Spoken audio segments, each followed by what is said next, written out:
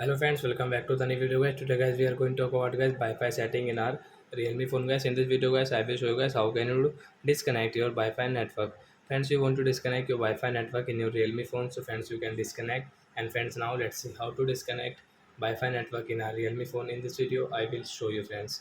So before starting video friends, first of all guys go and subscribe my channel, click the bell icon and like my video. So when first of all open your phone setting. So as you can see guys, your Wi-Fi setting, first setting guys, tap here. So friends, you can see guys we have connected this Mukesh Wi-Fi and guys we want to disconnect. So right side icon guys, you can see this icon, so friends tap here. And as you can see guys this setting, and as you can see remove this network guys mean disconnect, so I will tap here to disconnect. So with this Wi-Fi will disconnect and we will off it our Wi-Fi. So with your phone Wi-Fi guys, this network guys you have connected guys, it will disconnect like that.